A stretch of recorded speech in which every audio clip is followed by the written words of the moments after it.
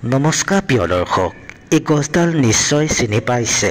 এই গছডালৰ উপকাৰ জানিলে আপুনি হয়তো অবাক হ'ব। এই গছডালত হ'ব হনুমান বাবাৰ মহান কৃপা। মূলতে হনুমান বাবাৰ বাস আছে, পালেই নেৰিব।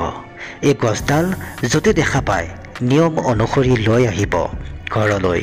তেতিয়া দেখা পাব কেনেকুৱা চমৎকাৰ হৈ পৰিব আপোনাৰ জীৱনত। প্ৰিয় দৰ্শক, মঙলবাৰৰ দিনাখন এই গছজোপা নিয়ম অনুসৰি লৈ আহিব।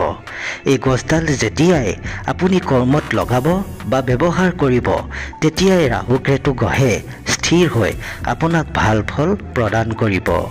হাতলৈ আপোনাৰ ধন টকা আহিব, সমস্ত বাধা আঁতৰি যাব। তেতিয়াই আপুনি যিকোনো ক্ষেত্ৰতেই সফল হ'ব পাৰিব। জীৱনত এটা নতুন পোহৰৰ বাট বিচাৰি পাব।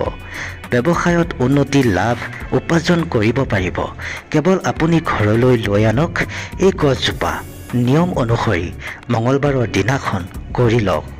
মই কৈছোঁ, ভগৱান হনুমান বাবাৰ মহান কৃপা লাভ কৰিব পাৰিব আপুনি। এতিয়া জানক এই কামটো কৰিব কেনেকৈ।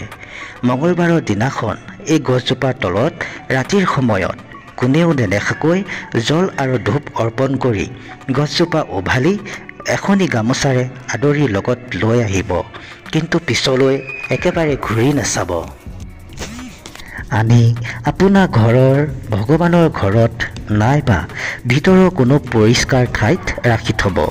ইটো মঙলবাৰৰ পৰা সিটো মঙলবাৰলৈ যেতিয়া গছডাল শুকাই যাব, তেতিয়াই গছডালৰ শিপাভাগ কাটি এটা তাবিজত ভৰাই ল'ব। সেইদিনাখনেই আপোনাৰ ডিঙিত পিন্ধি ল'ব আৰু কেইদিনমানৰ পিছতেই আপোনাৰ কৰ্মত চমৎকাৰ দেখা পাব। প্ৰিয় দৰ্শক, যেতিয়াই আপুনি কোনো ভাল কৰ্মত ওলাই যাব, তাবিজটো পিন্ধি হনুমান বাবাৰ নাম লৈ ওলাই যাব।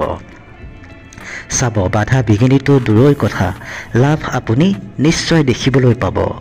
প্ৰিয় দৰ্শক, ভিডিঅ'টো ভাল লাগিলে আপোনাৰ প্ৰিয় বন্ধুলৈ শ্বেয়াৰ কৰি দিব, লাইক কৰিব আৰু নতুন চেনেলটো ছাবস্ক্ৰাইব কৰি ল'ব। আজিলৈ ভিডিঅ'টো ইমানেই আছিল। ধন্যবাদ।